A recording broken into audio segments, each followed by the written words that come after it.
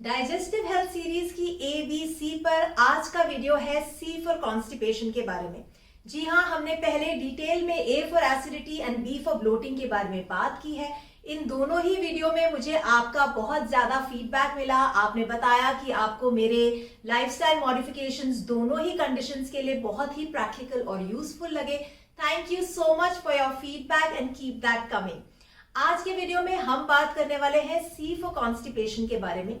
अगर स्टैट्स की माने तो इंडिया में 22% people are struggling and suffering with constipation.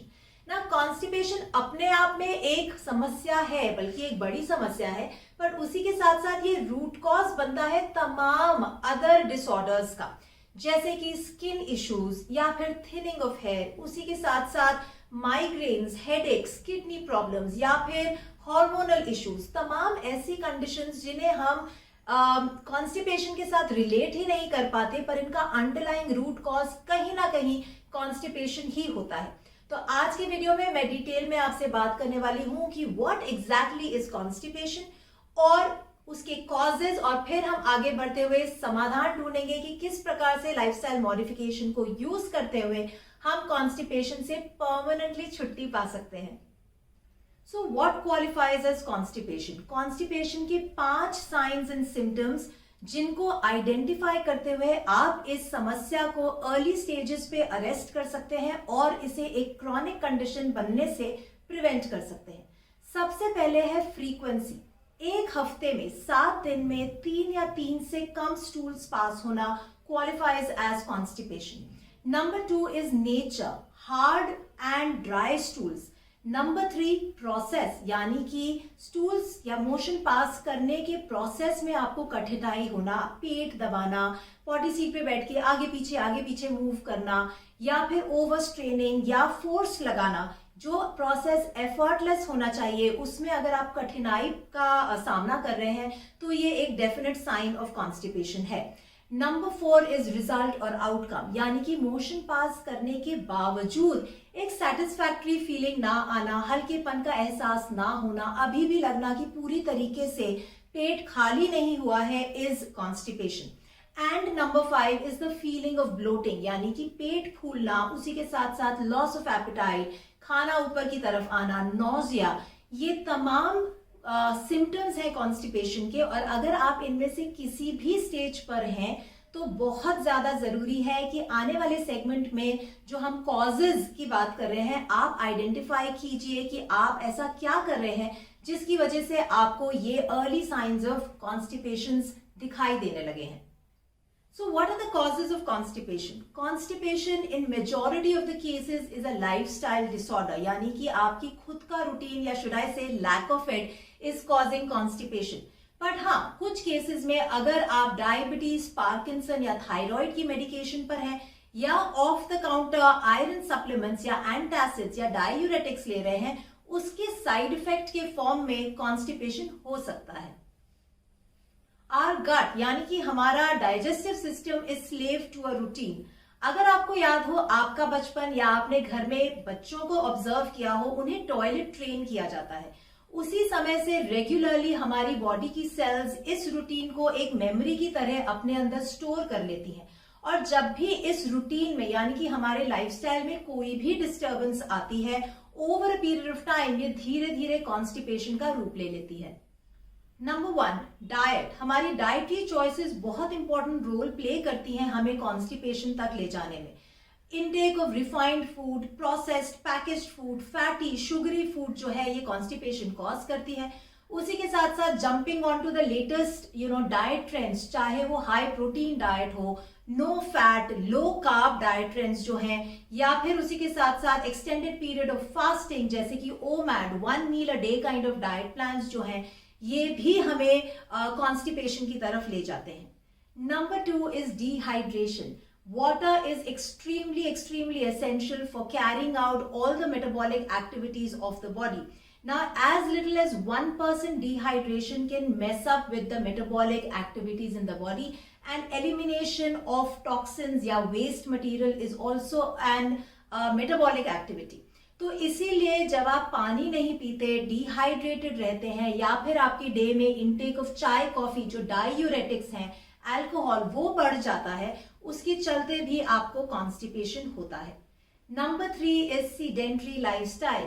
Now the movement of our intestines यानी कि पेरिस्टाल्टिक मूवमेंट्स जो हैं वो डायरेक्टली हमारे लोअर बॉडी के मूवमेंट से रिलेटेड हैं। तो जितना हम बैठे रहते हैं उतना ही ज्यादा हमारी इंटेस्टाइन्स भी बैठी रहती हैं और उनमें जमा फीकल मैटर भी बैठा रहता है। इसीलिए जब हम मूव करते हैं तो ये फीकल मैटर को पुश मिलता है पेरिस्टाल्टिक मूवमेंट से एंड डेफिकेशन इजी और रेगुलर होता है। Sleep plays a very very important role, क्योंकि सारा डिटॉक्सिफिकेशन का जो प्रोसेस है वो हमारी डीप स्लीप में हो रहा है। इसलिए आजकल जब स्लीप टाइमिंग्स हिल गए हैं, लोग ज्यादा देर रात तक जगे रहते हैं, या वो लोग जो नाइट शिफ्ट पे होते हैं उनको अक्सर कॉन्स्टिपेशन का सामना करना पड़ता है। उसी के साथ स्ट्रेस, आजकल के स्ट्रेस के बारे में तो आप सब जानते ही हैं। Stress levels are peaking, soaring high, and it is very important therefore to understand that psychosomatically the mind body connection के द्वारा हमारी बॉडी में कॉन्स्टिपेशन बढ़ जाता है। जब भी हम स्ट्रेस, एंशियस, फियरफुल या फिर जेलस, एंग्री रहते हैं तो हमारे जो नर्व्स हैं वो कॉन्ट्रैक्ट कर जाते हैं and as a result of which defecation या elimination of waste becomes difficult. याद रखिए, पेट ही सभी बीमारियों की जड़ है। तो अगर आप अपनी गट हेल्थ, डायबिटीज या फैटी लिवर को रिवर्स करना चाहते हैं तो आप मेरे साथ कस्टमाइज्ड 1-on-1 कंसल्टेशन के लिए साइन अप कर सकते हैं, जिसका लिंक नीचे डिस्क्रिप्शन बॉक्स में दिया है। वहीं अगर आप डाइटिशियंस एंड डाइट ट्रेंड से परमानेंटली छुट्टी चाहते हैं और बनना चाहते हैं architect of your ultimate health, तो आपके लिए है मेरा signature program the ultimate health formula, जहां मैं आपको सिखाती हूं डिटेल में on all parameters of healthy lifestyle, और फिर हम साथ में बनाते हैं आपका कस्टमाइज्ड रूटीन। फॉलोअप के लिए आप मेरे साथ रहते हैं और हिस्सा बनते हैं मेरी इन्फॉर्म्ड हेल्थ कम्युनिटी का, एंड हम हमेशा टच में रहते हैं। अगर आप इस प्रोग्राम के लिए रजिस्टर करना चाहते हैं तो इस प्रोग्राम की मास्टर क्लास होने वाली है, उसका लिंक नीचे दिया गया है। आप उस लिंक पे जाके मास्टर क्लास का हिस्सा बन सकते हैं, which is the step 1 to the ultimate health formula workshop. आइए आगे बढ़ते हैं और बात करते हैं वो कौन सी लाइफस्टाइल मॉडिफिकेशंस हैं जिन्हें हम अपना सकते हैं कॉन्स्टिपेशन को प्रिवेंट करने के लिए, और उसी के साथ साथ कॉन्स्टिपेशन अगर हमें है तो उसे रिवर्सल की तरफ ले जाने के लिए। इसमें सबसे पहले मैं बात करूंगी डाइटरी डिलाइट। जी हाँ, अक्सर मैंने नोटिस किया है कि जब लोग डाइट के बारे में बात करते हैं in the context of constipation तो वो बहुत टेक्निकल निटिग्रिटीज में फंस जाते हैं, जैसे कि सॉल्युबल फाइबर होना चाहिए, इनसॉल्युबल फाइबर होना चाहिए, प्रीबायोटिक, प्रोबायोटिक। ना ये तमाम जो टर्म्स हैं ये बहुत ही टेक्निकल हैं, इनकी इंफॉर्मेशन, इनके बारे में नॉलेज जो है आम जनता में यानी कि ले पर्सन के लिए बहुत ही लिमिटेड अंडरस्टैंडिंग होती है और ये उनको ओवरवेल्म कर देती है। हमेशा की तरह मैं आपके लिए बहुत ही सिंपलिस्टिक तरीके से लाती हूँ सुझाव। तो मेरा सुझाव आपके लिए ये है that 80% of the times stay with traditional home cooked meals। जी हाँ, वो कॉम्बिनेशंस, वो खाना जो आप बचपन से खाते हुए बड़े हुए हैं, अपने घर में कुक करके आप उन फ्रेश मील्स का सेवन कीजिए, क्योंकि अपने आप इन ट्रेडिशनल मील और कॉम्बिनेशन के माध्यम से आपको prebiotic, probiotic, insoluble fibre, soluble fibre सब कुछ मिल ही रहा है। वो कैसे? अब आप इंडियन थाली का ही अगर उदाहरण ले लें तो हमारी स्टेपल डाइट क्या होती है? दाल, रोटी, सब्जी, रायता या दही, राइट? या दाल, चावल, सब्जी, दही, छाछ। इन कॉम्बिनेशन में जब हम खाना खाते हैं तो हमें सॉल्युबल फाइबर दालों के रूप में राजमा, लोबिया, लेंटिल्स, बीन्स के रूप में मिल जाता है। वहीं होल ग्रेन से हमें इनसॉल्युबल फाइबर मिल जाता है, सब्जियों से हमें फाइबर मिल जाता है। दही जो है प्रोबायोटिक का काम करता है, चटनियां जो है प्रीबायोटिक का काम करती हैं, अचार is a probiotic, rice is a prebiotic. तो आप बिना इन टेक्निकलिटीज में फंसे हुए भी अपने कॉन्स्टिपेशन को हील करने के लिए सभी न्यूट्रिएंट्स को अपना रहे हैं every time you are sitting down to eat a traditional home cooked meal. इसलिए मेरा सुझाव है that 80% of the time stick to your traditional home cooked meals and the rest 20% of the times you could still indulge and socialize and eat the food that you desire to eat. तो वो क्या top 3 foods हैं जिनका इस्तेमाल आप कर सकते हैं in your diet to improve constipation? सबसे पहले है पपाया यानी कि पपीता। इसको आप मिड मील में फ्रूट की तरह खा सकते हैं। वहीं आप कच्चे पपीते की सब्जी या चटनी बनाकर अपने डाइजेस्टिव हेल्थ को इम्प्रूव कर सकते हैं। Number 2 I would say is ghee. जी हाँ, घी एक एसेंशियल फैट है और इसका जो फैट का स्ट्रक्चर है वो बहुत ही यूनिक है। It's a short chain fatty acid. ये आपके गट मोबिलिटी को स्मूथ बनाता है और आपको कॉन्स्टिपेशन से रिलीफ दिलाता है। नंबर 3 इज जैगरी यानी कि गुड़। अगर आप रोज थोड़ा सा जैगरी से अपना लंच एंड करेंगे तो ये आपके डाइजेशन को इम्प्रूव करेगा और उसी के साथ साथ आपकी कॉन्स्टिपेशन को रिलीव कराने में भी मदद करेगा। एक बड़ी गलती जिसके बारे में मैं आपको चेतावनी देना चाहती हूं, अक्सर लोग इसे हेल्दी हैबिट समझकर अपनाते हैं पर ये बहुत ही ज्यादा हमें कॉन्स्टिपेशन की तरफ ले जाने में इसका रोल है, वो है मल्टीग्रेन आटा। जी हाँ, मल्टीग्रेन ब्रेड्स, मल्टीग्रेन आटे का एक रिवाज सा चल पड़ा है और ये हमारी सेहत के लिए बिल्कुल भी सही नहीं है। इस पर मैं आने वाले दिनों में एक डिटेल वीडियो करने वाली हूं, बट अभी के लिए ये समझना जरूरी है कि multigrain atta and multigrain kind of cereals definitely are leading to constipation, तो इनका इस्तेमाल ना करें। Number 2, include hydrating drinks in your routine. जी हाँ, हमने पहले ही बात की है कि डिहाइड्रेशन जो है नंबर 1 कॉज है कॉन्स्टिपेशन का।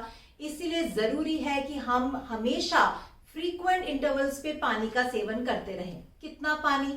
उतना पानी जिससे कि हर समय आपका जो यूरिन है वो क्रिस्टल क्लियर रहे, राइट? बट सिर्फ पानी ही क्यों, आप नरिशिंग हाइड्रेटिंग ड्रिंक्स को अपने रूटीन का हिस्सा बना सकते हैं जो ना सिर्फ आपको हाइड्रेटेड रखेंगे बल्कि उसी के साथ साथ आपको नरिशमेंट भी देंगे। ये ड्रिंक्स लाइक नारियल पानी या छाछ या इंडियन ट्रेडिशनल शरबत जो है, इनमें इलेक्ट्रोलाइट बैलेंस को मेंटेन करने की क्षमता होती है, उसी के साथ साथ ये एनर्जाइजिंग होते हैं, तो they come very very handy when it comes to your mid meals, right? As a mid morning drink या मिड इवनिंग ड्रिंक, ये आपके लिए बहुत ज्यादा फायदेमंद है। वहीं ये चाय एंड कॉफी के इंटेक को रिड्यूस कराने में भी आपकी मदद करेंगे। So top drink to include for constipation I would say is बेल का शरबत। बेल एक हमारा बहुत ही लोकल फ्रूट है और इसे इंग्लिश में वुड एप्पल के नाम से जाना जाता है। बेल शरबत को बनाने की विधि पर मैंने एक कंप्लीट वीडियो किया है जिसका लिंक ऊपर आ रहा है। आप वहां जाकर बेल के शरबत को बनाना सीख सकते हैं और अपने रूटीन में बेल के शरबत का फायदा उठा सकते हैं। Number 3, move more. जी हाँ, हमारे जो इंटेस्टाइनल मूवमेंट्स हैं वो हमारी बॉडी के मूवमेंट से डायरेक्टली कनेक्टेड है। जितना सीडेंट्री हम रहेंगे उतने ही ज्यादा स्लगिश और सीडेंट्री हमारे इंटेस्टाइनल मूवमेंट्स हो जाएंगे which would eventually cause constipation. इसीलिए बहुत ज्यादा जरूरी है to embrace an active lifestyle. आप किसी भी स्ट्रक्चर्ड फॉर्म ऑफ एक्टिविटी में एंगेज कर सकते हैं, चाहे वो लोअर बॉडी स्ट्रेंथ ट्रेनिंग हो, कोर स्ट्रेंथनिंग वर्कआउट्स हो, योगा हो या फिर वॉक्स हो। योगा के कुछ पोजेज हैं जो हमारे कॉन्स्टिपेशन को रिलीव करने में बहुत ही मददगार हैं, जैसे कि पवन मुक्त आसन, उसी के साथ साथ धनुर आसन, भुजंग आसन, भारद्वाज आसन। इन आसनों को अपने रूटीन में ढालकर आप अपने कॉन्स्टिपेशन को रिवर्सल की तरफ ले जा सकते हैं। Number 4, fix a routine. हमारी गट और हमारा डाइजेस्टिव सिस्टम एक रूटीन का स्लेव है, इसलिए बहुत ज्यादा जरूरी है कि आप अपने करंट रूटीन को स्कैन करके एक वो समय निकालिए जिस पे आप एक बार फिर खुद अपने आप को टॉयलेट ट्रेन करना चाहेंगे। रोज इस समय आप जाकर पॉटी सीट पे बैठिए और थोड़े ही दिनों में आपकी बॉडी आपका साथ देने लगेगी। Number 5, sleep. स्लीप एक बहुत ही under estimated kind of component है हमारे हेल्दी लाइफस्टाइल का। ज्यादातर लोग इस पर ज्यादा तवज्जो नहीं देते, पर कोशिश कीजिए कि आपका रात का खाना आपके बेड टाइम से 2 घंटे पहले हो जाए और आप कभी भी भरे पेट पर सोने ना जाएं। देर रात तक जगे रहने से हमारी बॉडी अपने एलिमिनेशन एंड डिटॉक्सिफिकेशन प्रोसेसेस पे काम नहीं कर पाती, जो कि इवेंचुअली हमें कॉन्स्टिपेशन कॉज करते हैं। Always remember that early to bed and early to rise will heal your constipation to your surprise. Number 6, manage your stress. Gut brain axis हमारी बॉडी में एक वो टू वे कम्युनिकेशन चैनल है जो हमारे गट और ब्रेन को इंटरकनेक्टेड रखता है। सिंपल भाषा में समझे तो आपके इमोशंस से ही आपके मोशंस जुड़े हुए हैं। इसीलिए learn to manage stress, engage in destressing activities, चाहे वो डीप ब्रीदिंग, प्राणायाम हो, nature walks, spending time with loved ones या एंगेजिंग इन अ हॉबी। जितना जल्दी आपका माइंड रिलैक्स होना और लेट गो करना सीख लेगा, उतनी ही आसानी से आपके इंटेस्टाइन्स भी लेट गो करने लगेंगे। तो आज के वीडियो के आपके वो टॉप 2 टेकअवेज क्या है, नीचे कमेंट्स बॉक्स में लिखकर मुझे जरूर बताइए। अगर आपके कोई भी सवाल है तो आप #AskMadhvi का इस्तेमाल करते हुए अपने सवाल या फिर वो टॉपिक जिन पर आप डिटेल वीडियोस देखना चाहते हैं नीचे कमेंट्स बॉक्स में लिख सकते हैं।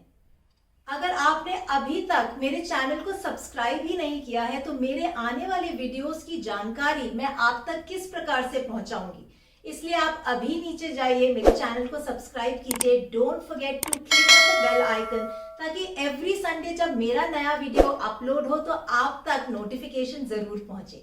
इन the meantime digestive health series के A for acidity and B for bloating के वीडियोस देखना मत भूलिए। I will see you inside.